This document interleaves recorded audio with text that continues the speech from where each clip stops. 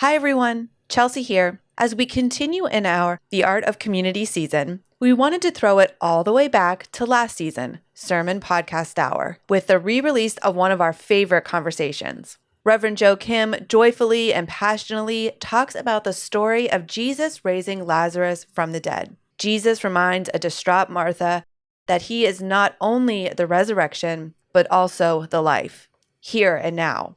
And now that Lazarus is alive, they can go on eating and drinking and doing life together. Pastor Joe reminds us that Lent is about Jesus inviting us into relationship with him, to do life with him, and to do life with each other. So please enjoy our conversation with Reverend Joe Kim.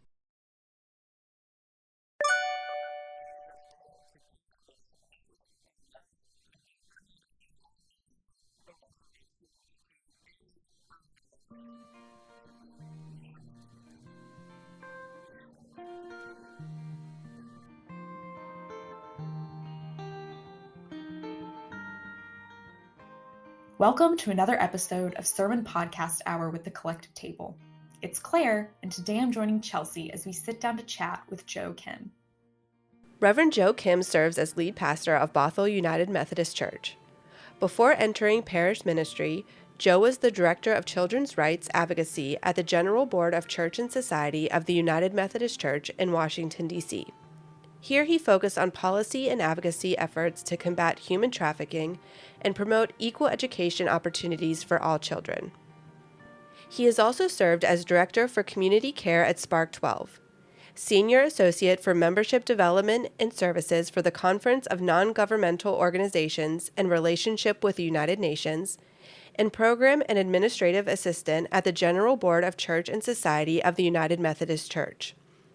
Joe has traveled around the world as a speaker and workshop leader and facilitator, encouraging people of faith to do justice, to love kindness, and to walk humbly with God.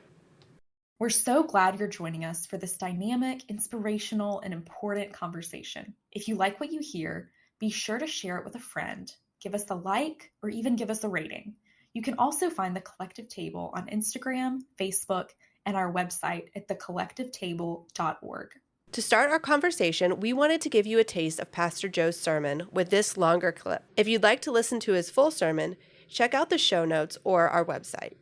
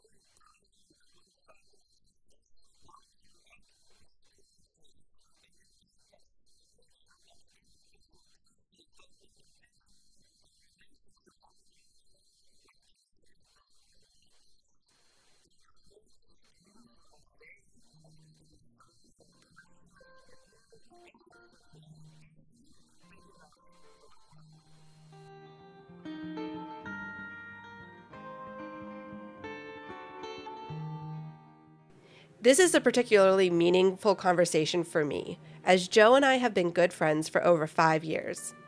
We met in seminary and were immediately friends. Joe is a passionate speaker, an advocate for social justice, and a deep biblical thinker. This sermon was preached during Lent as part of a larger sermon series called The Bigger Picture. Entitled I Am the Resurrection and the Life, this sermon focuses on the scripture found in John 11, in which Lazarus dies and Jesus reminds his sisters that not only is he offering life after death, but also here and now. We hope you enjoy it.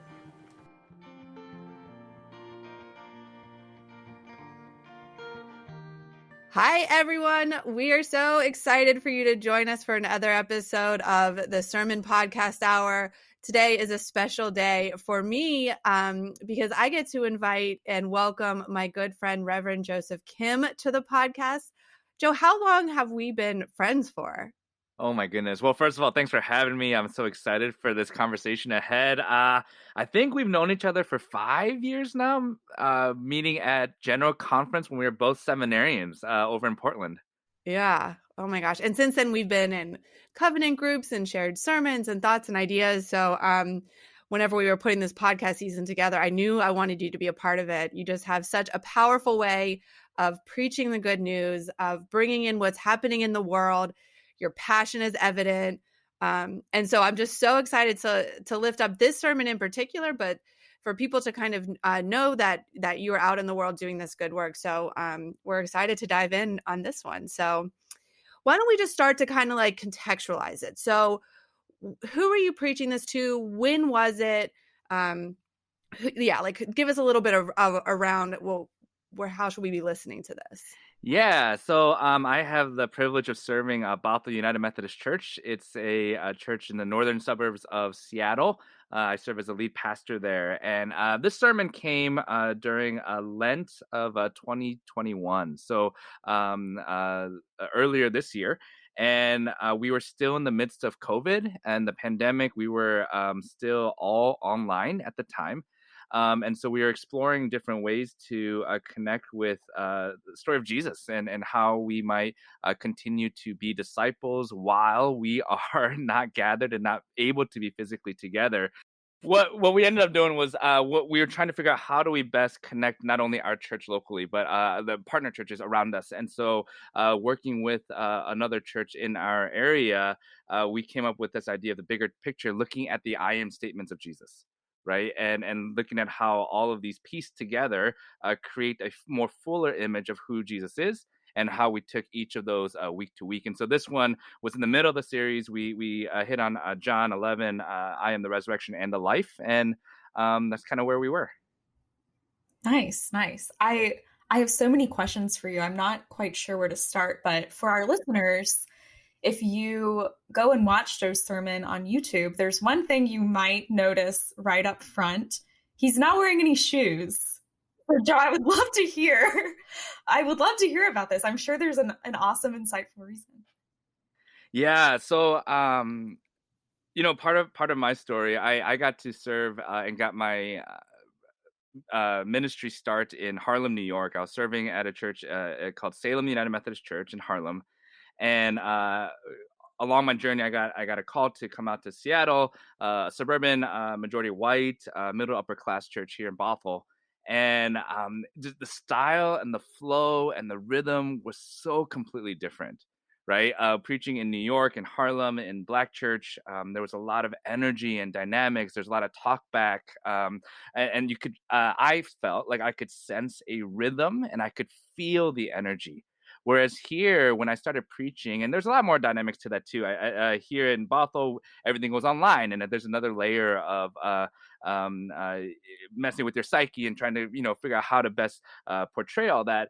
But I was having trouble connecting with the energy of the sermon time. There wasn't a lot of response. There wasn't a lot of verbal cues. People laughed at the right places, right? But it was hard to find those to feel it. And one day I was in the middle of our 10:30 service before COVID times, and I had, in my mind, I had bombed the 8 o'clock and the 9 o'clock because they're fine. Good news was proclaimed and all that good stuff, but it just, I wasn't feeling it. And I was praying, and I kept hearing in my mind, or repeating this phrase, God's rhythm, not mine, right? God's rhythm. And as much as I try to force my own rhythm into, or my own energy into my preaching, unless I'm in tune with God's rhythm, then I'm missing it. And so I felt this call to take my shoes off, and I was so embarrassed that I didn't do it that Sunday.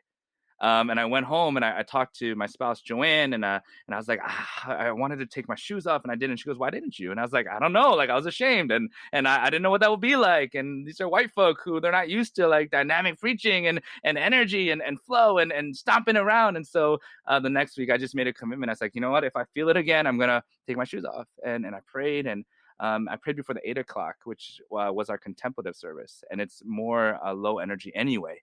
I was like, oh, surely I can keep my shoes on for this. And I felt God just saying, no, this is holy ground too.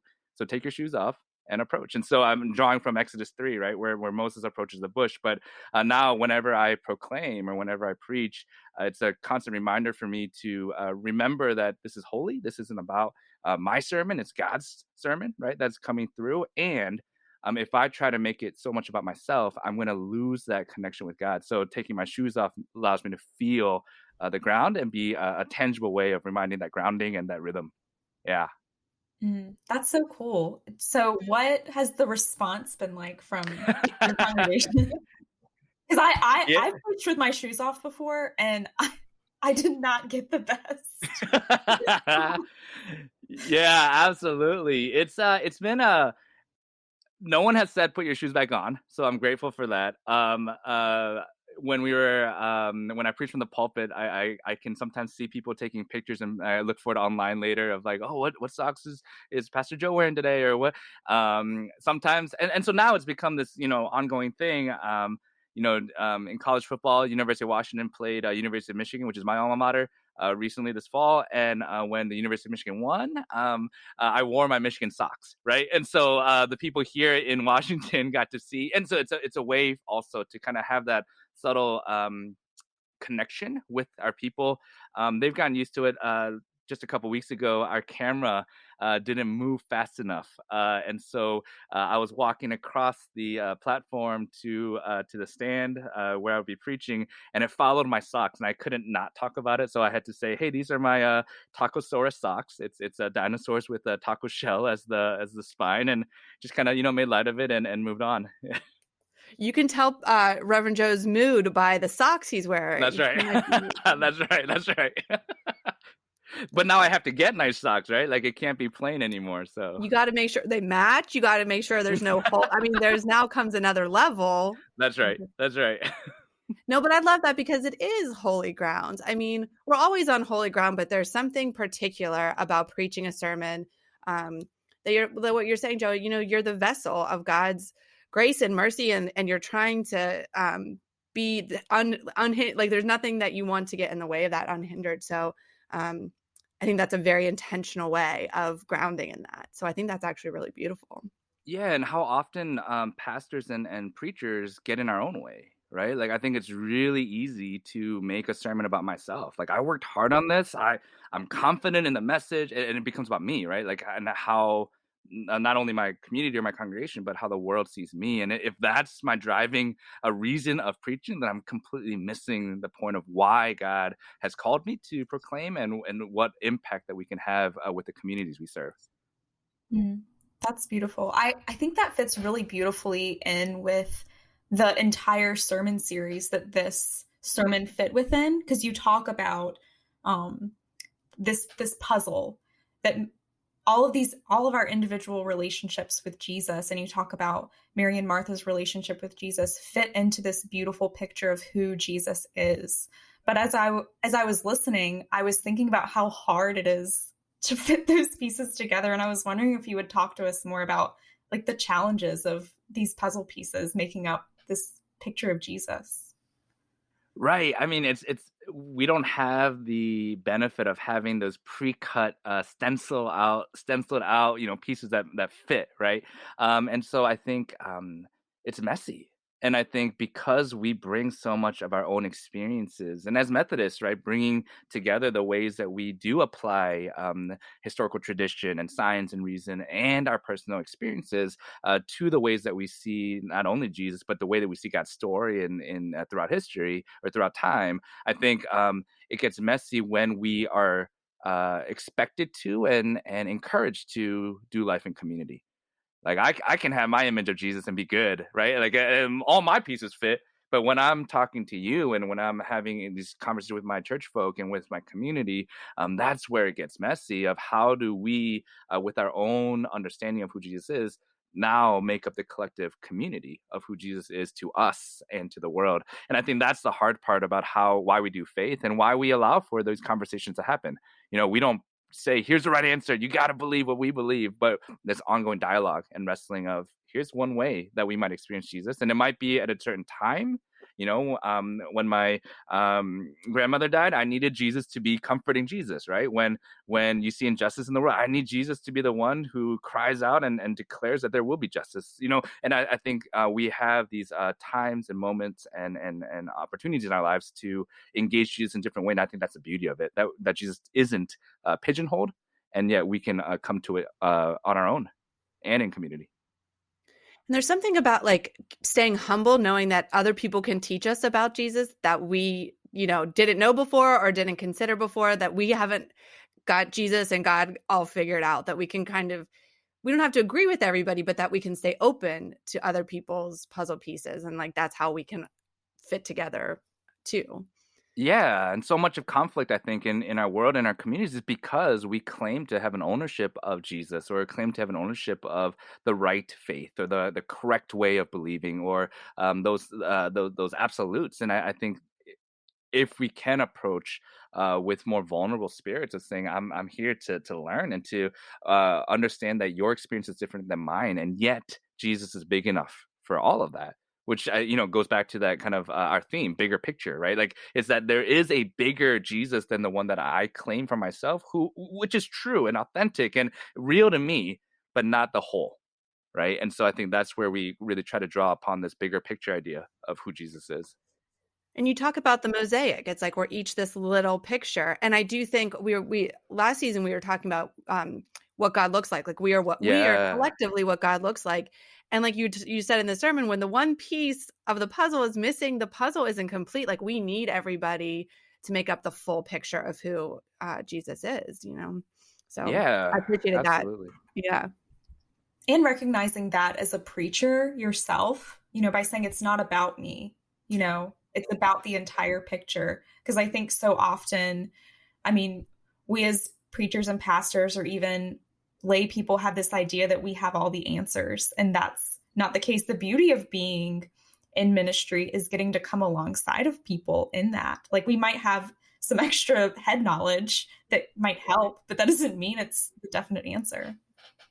Absolutely. And just thinking about our own context, right? Like we can't. It's not only that we don't, like to me, there's something fundamental about not only do I not have your experience, I can't. And I want to honor your experiences of the complete fullness of who you are. And in order to do that, then it's who you experience Jesus to be allows for that, holy conversation to happen between us as individuals and in the broader community as we try to go closer to this, living in community together.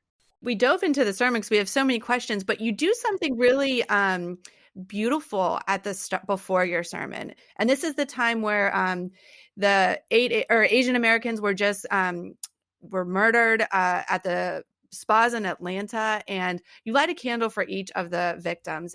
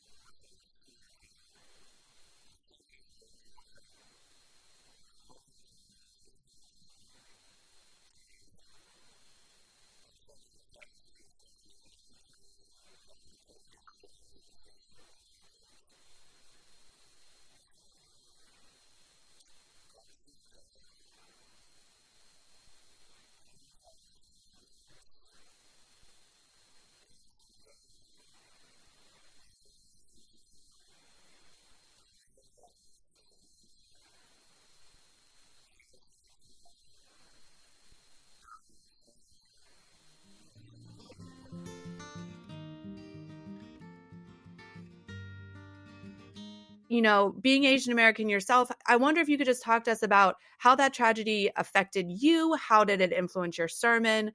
How maybe any difficulties or challenges you had in kind of bridging those two things. I mean, you can tell you're emotional in that moment, and rightfully so. And so I just wonder if you could share with us about that.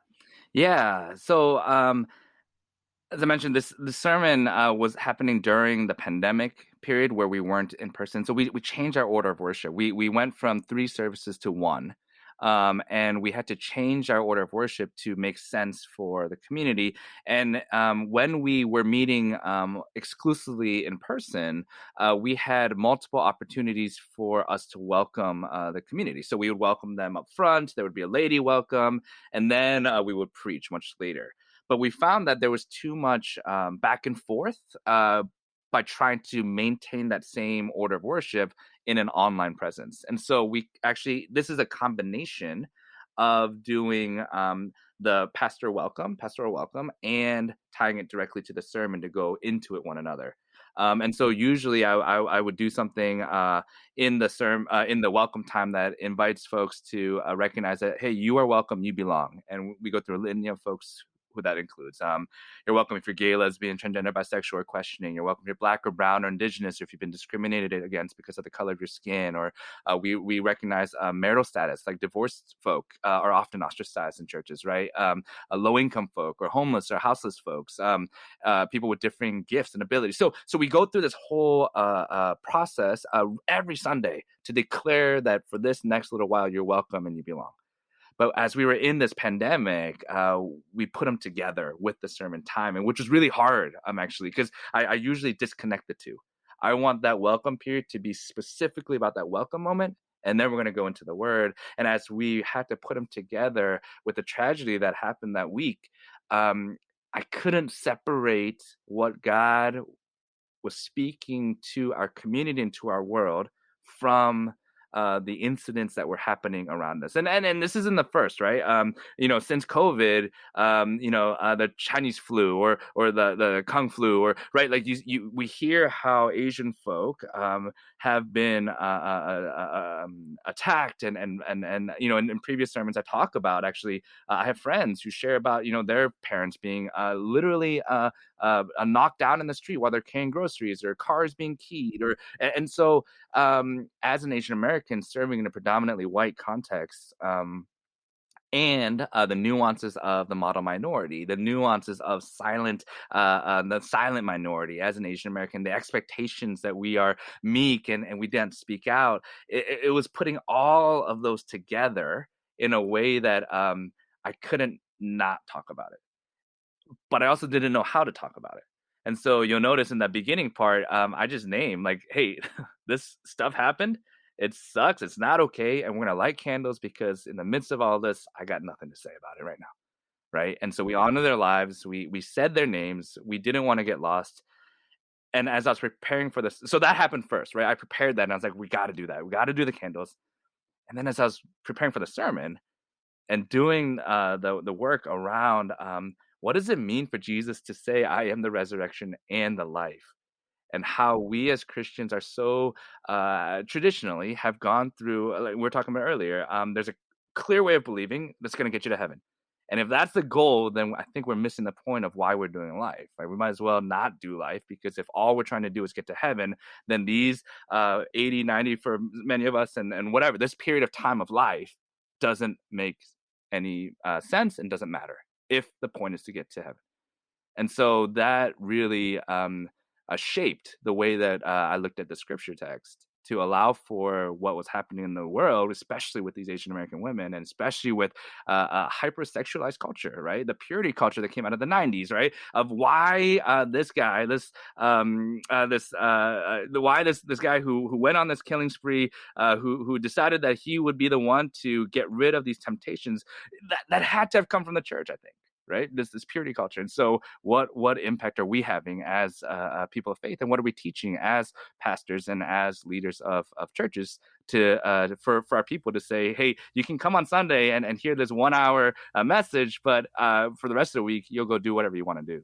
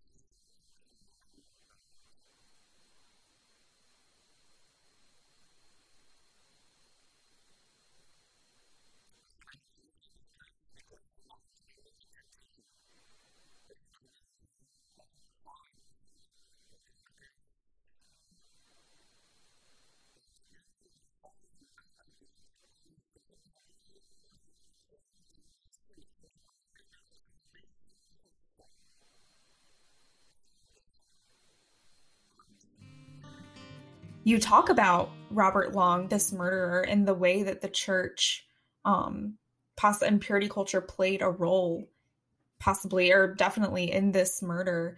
And as Chelsea and I were talking about this, we were wondering, like, what are specific ways we can be better as the church? I think you've definitely touched on talking about it as one way, but sometimes, I feel so at a loss for words.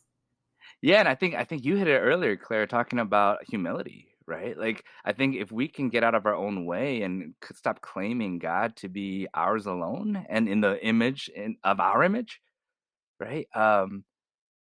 It opens up so much of the potential of who God's calling us to be. Because if God is calling us to be this one way, and in the case of Robert Long and frankly white nationalists, right, and white Christian nationalists in today's context, God wants us to be American, and all of these other things, right? And if that's our own definition of who God is, then where's there room in that God for me, Asian American male? Where is there room in that God for my queer sibling? Where is there room in that God for, and on and on and on, right? And so I think as pastors, we've done the work of study and research and being intentional about sitting with text and listening to God.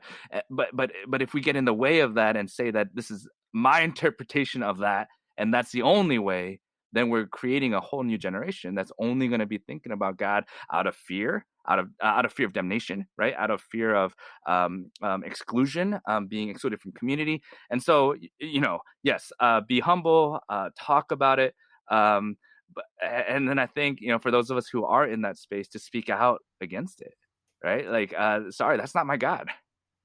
Right. I was going to say, like, and the church has to claim responsibility, repent, and lament the role that we have had in perpetuating white, straight, cisgender men that are American. You know what I mean? Like, the church has had a pivotal role in society and the church and people's individual lives. And, I think we have to, what we're kind of all saying is really name that, but really say that was wrong. Like, that is not the God that we serve, believe, we have to be, but also claiming our responsibility. I mean, in the case of Robert Long, that's our fault. There's a part of that is on us to repent for.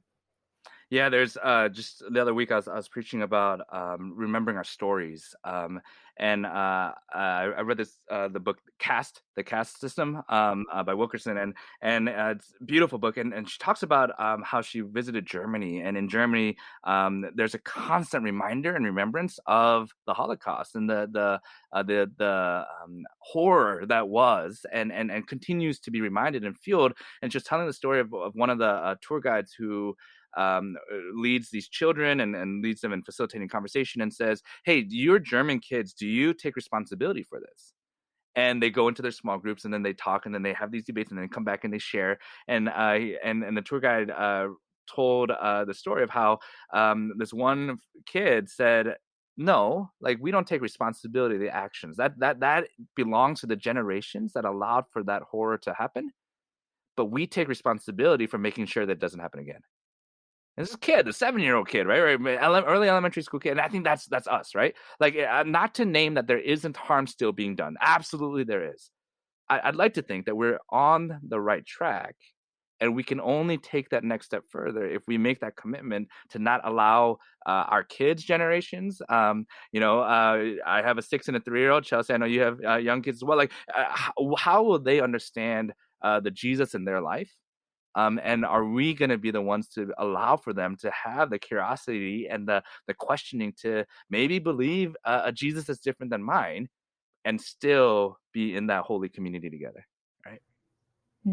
It's such a heavy task. I'm the youth and children's pastor at our church, and obviously ministering to adults is just as important, but I almost take it even more seriously with children and youth, just because it's so important, and that's such a tender time while they're developing and filling out their picture of God. So everything that we say at church is going somewhere.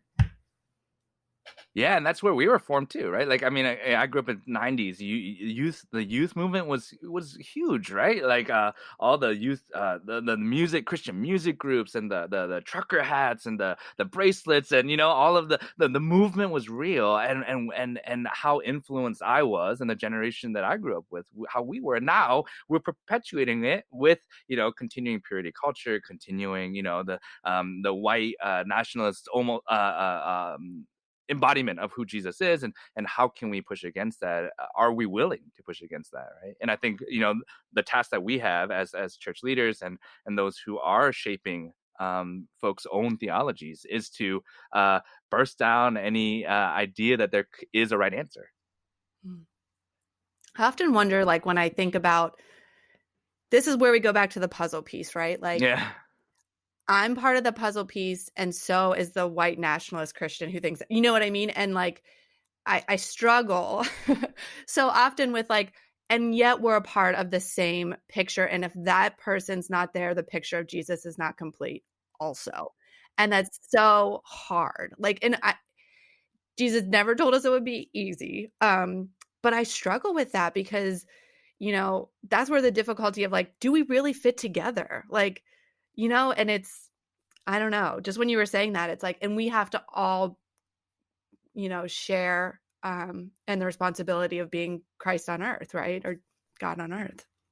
Yeah, and I think there's a difference, and it requires a boldness to be able to say, while I may not know the right way, I know that that way is not right, right? And I think there's that both and, that tension of I need to be open and vulnerable enough to know that the image of Jesus that I've made for myself is not complete. But I also need to have the courage and the boldness to be able to say, meanwhile, yours is just not right. There's scripturally and throughout time, and the way that we, I think, experience God in the movement of God's Spirit today, the image of Jesus cannot include those who would kill for the sake of life everlasting. Right? It's just a complete. They don't align. But you know what? I guess my thought in it is like, I've been struggling with that, because what do you do then with the person and to separate the person from the belief, and like the person is included in the puzzle, whereas that, bigotry, racism, misogyny is not included. You know what I mean? And like the difficult work of separating belief from person, especially when in this time, it feels like you are your belief. It almost feels like you are your belief, or they are their belief. And so it's like the difficult work of loving the person that holds all of the different beliefs of you, as Yeah. about such important things as like what Jesus looks like and what Jesus would do and how Jesus would vote, and like just being, holding those two things and that tension.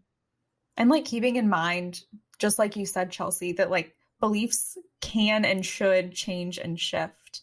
Like I think we had another conversation with someone else this season. We talked about, things that we may have done a few years ago that we're like, wow, I can't believe we did that. And recognizing that there might be things that we believe or do now that we might look back on, and having the humility to say like that was wrong, and giving the benefit of the doubt to other people in that way. Not as an excuse, but as an act of humility.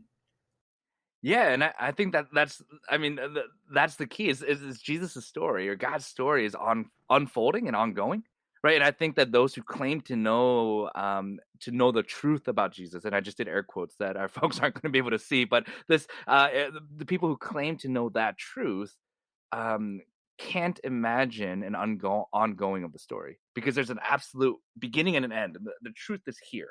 Right. Whereas I think as we experience our stories shape and should constantly be shaping how we understand not only God, but ourselves in God's story, because we're also not the same people we were 10 years ago, 5 years ago, last week. The experiences I've had in this past week have already shaped who I experience God to be as I prepare for this week's sermon, right? And I think that there's this constant ongoing and the conversation happening. So when we think about folks who say there's an absolute truth to who Jesus is, and it's in my image, it's very finite and it's limited, right? But if we can open up that person to understand and be willing to experience the fullness of their story, then it doesn't limit God and it doesn't limit God's work in that person's life. It frees us to have these conversations. I think that's where we can allow for that. Hey, your belief right now, I don't think is right. I can't be right based on this, this, and this. But how did you get there? And how will you get beyond that? Yeah, that's what I was thinking. It's like it's meeting them where they're at with compassion, knowing that their life experience has led them to that particular belief for plethora of different reasons, right? And it's having the compassion to say, like, tell me about that. Like, how did you get there? And understanding their story.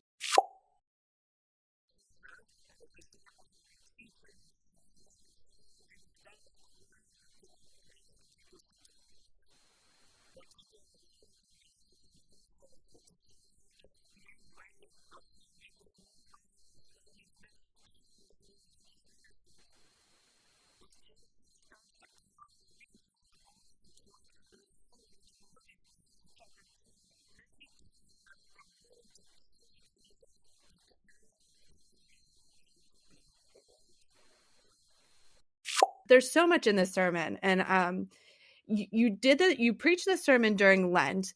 All of these I am statements, and Lent is the 40 days leading up to Easter, not including Sundays, that we are preparing for the arrest, execution, and resurrection of Jesus. And you say this tension starts to reach its boiling point in the end, when the religious leaders make it clear that they are willing to kill Jesus because their way had to be the right way, which talks about like what we're talking about now. And I think religious leaders in some have that same thing. How do you see that show up in the world today, that same truth? I think often we think this was back then, but really just manifesting itself differently.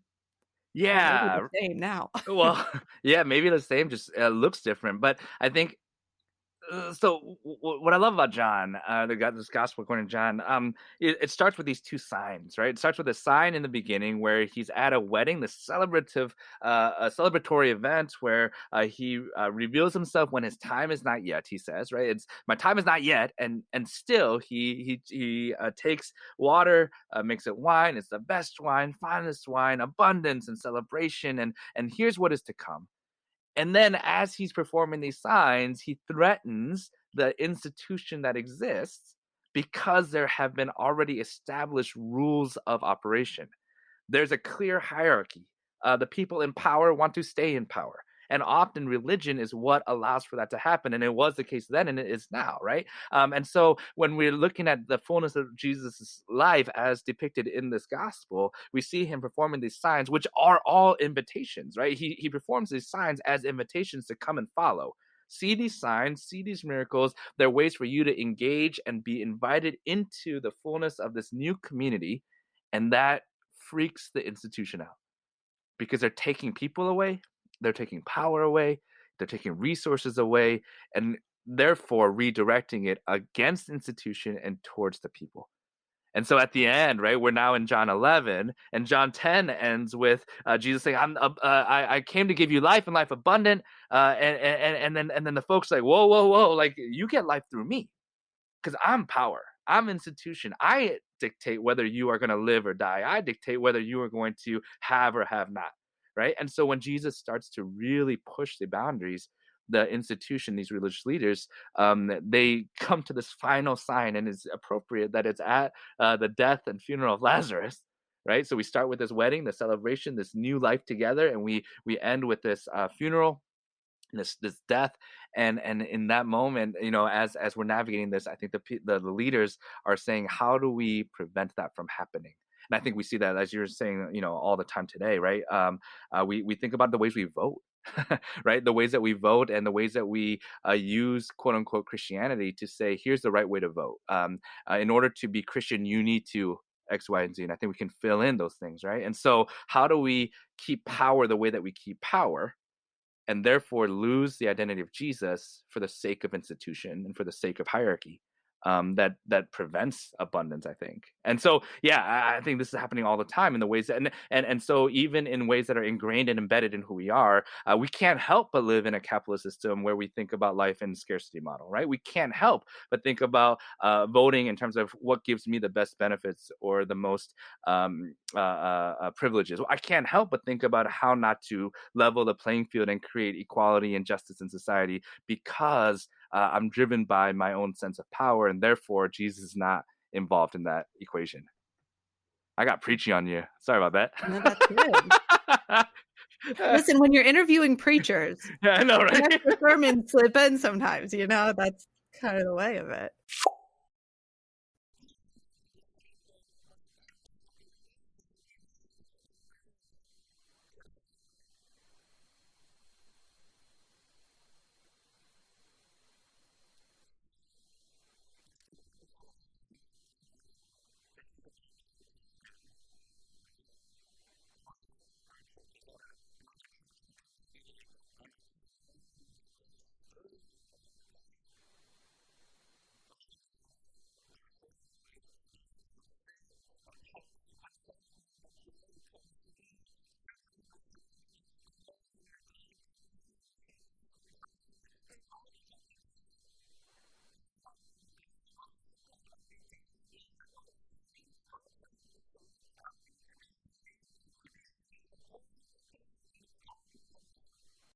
We talked about this earlier.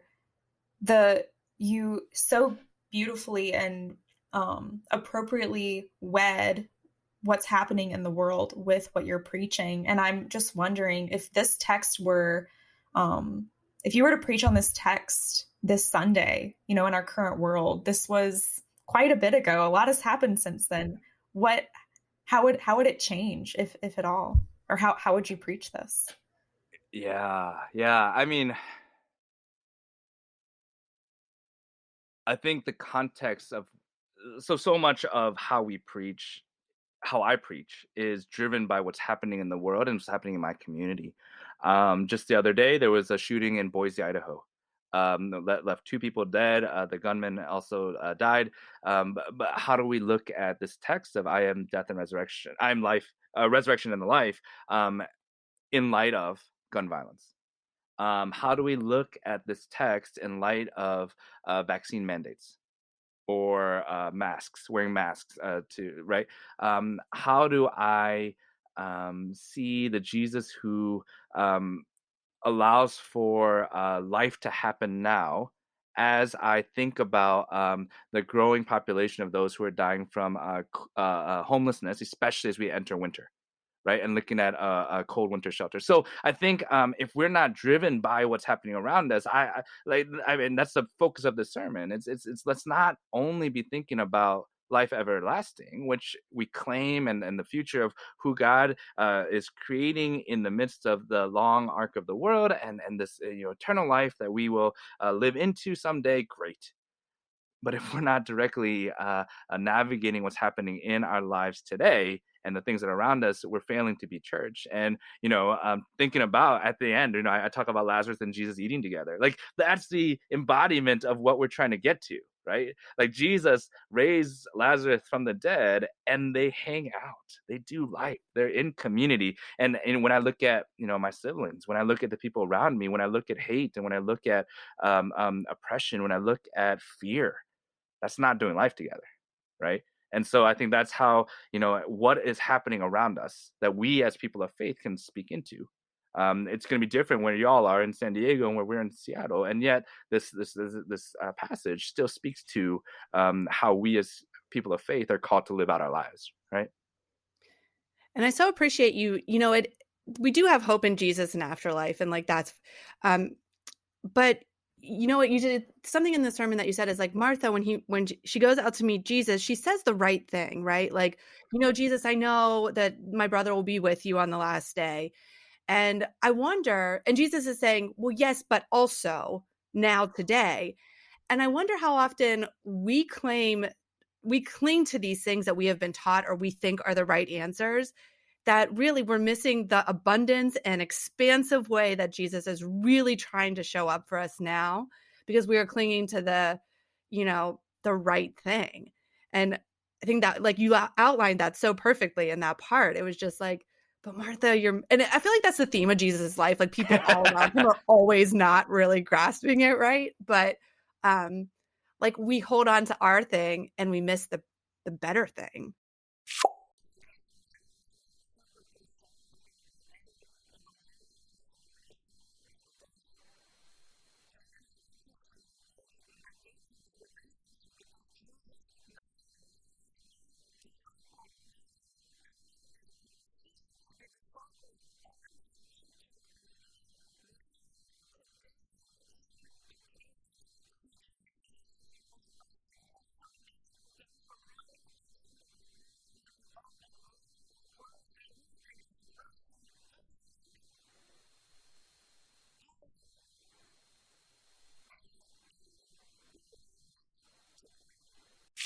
Yeah, and we miss Jesus, I think, alive today, right? So if we're looking at this text simply as words on a paper or words on pages, we see the gospel according to John of this description and narrative of Jesus' life as invitations to those specific people.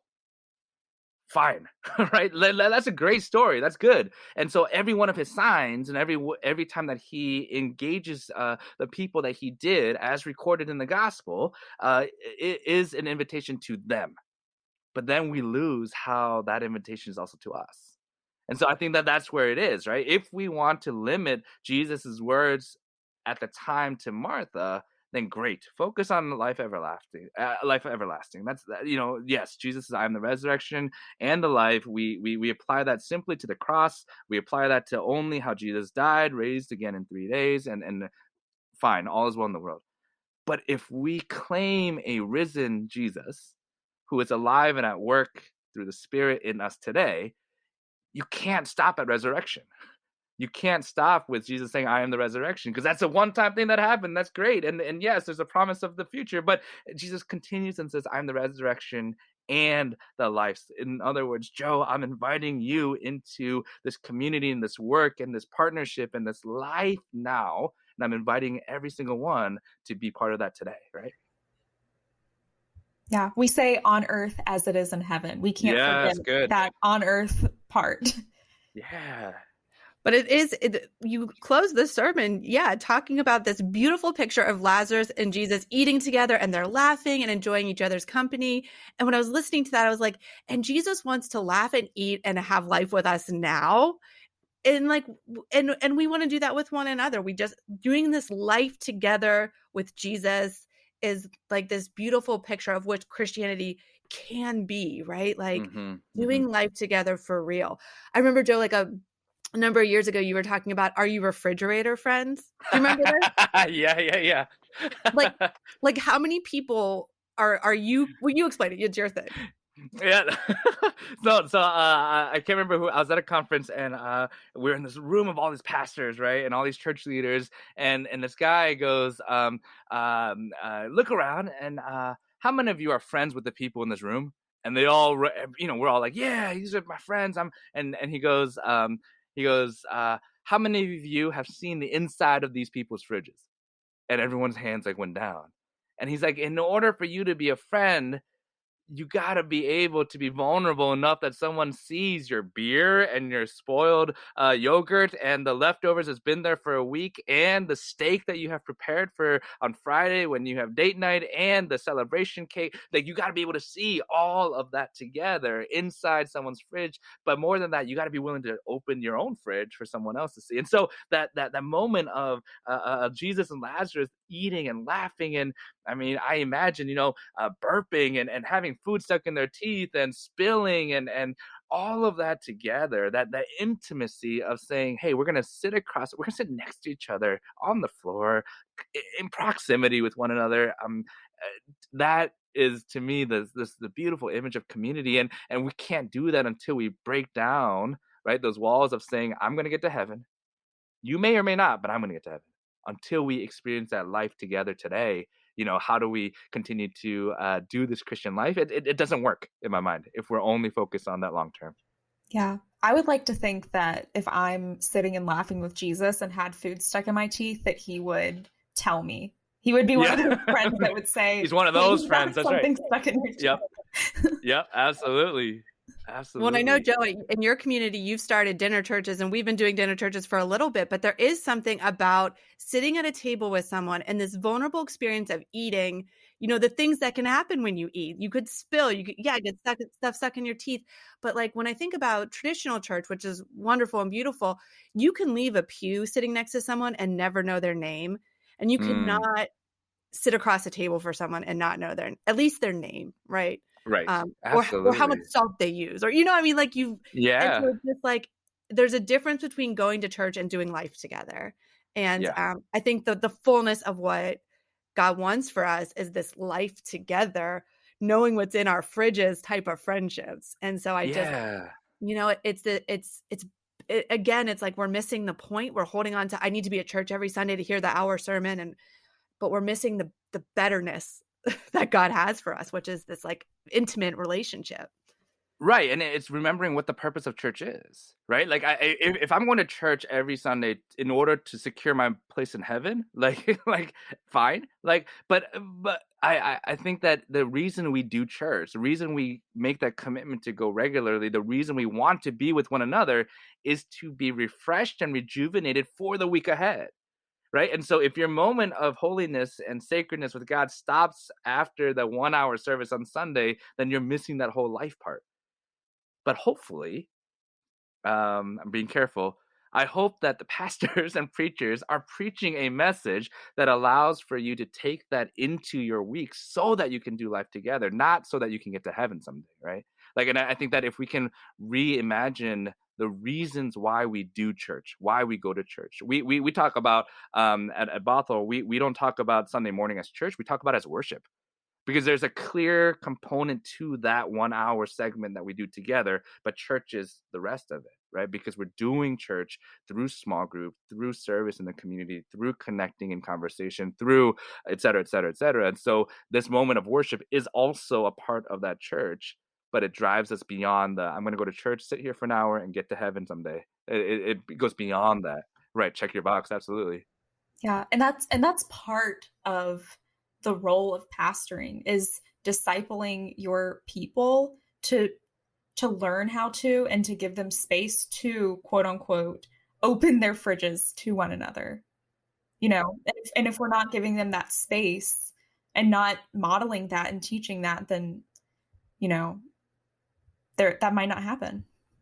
Right. And so if we go back to Robert Long, right, and just thinking about his life and thinking about my own life, we're all conditioned to suppress and to hide our insecurities, our fears, our mistakes, our the things that we're ashamed of, as opposed to, right, covenanting and doing this accountability with one another. So I think I said in the sermon something along the lines of, Robert Long, he decided to do the terrible and horrible deeds that he did because he was afraid for his salvation or something like that. And so he was afraid of not being able to get to heaven because he was afraid of lust.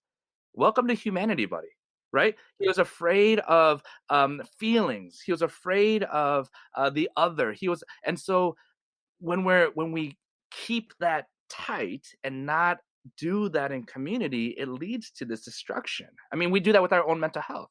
If I don't talk about my feelings with my spouse, if I don't talk about my feelings with my covenant group, if I don't share the things I'm struggling with, and I choose to do that alone, the only outlet is through, I think, destructive means, either harming myself or harming others. And I think, that experience, that moment in that we drew from in the sermon of Robert Long, it's an expression of that. And we see that every day, not maybe to that extreme, but because Christian folk have been told that you got to be pure, you got to be clean, no mistakes, wear your Sunday best, which, I still wear a tie every Sunday. I'm not criticizing that, but this mentality of I can only bring, quote unquote, my best self to God and not my real self to God. That's what leads us to brokenness and harming behavior. Yeah. Yep. We've been doing a lot of air quotes in this. Yes. In this conversation, yet another air quote, Sunday quote best.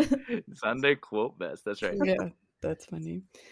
Well, Joe, there's so much still in this sermon. I think the best thing for people to do is listen to it. And as people listen to it, if they jot down questions or answers or things that come up for them to kind of share with us. But thank you for this gift of your words, of your passion, of your vulnerability. I mean, you really model that in this service. And so talk about teaching people, bringing your true self. You're such a good example of this. And so we appreciate the sermon. We appreciate the conversation today. We appreciate you. So thank you so much, my friend. Absolutely. I'm a huge fan of the podcast, and I appreciate all the great work you're doing and the invitation to be on here and always to connect with friends. And so thanks for having me.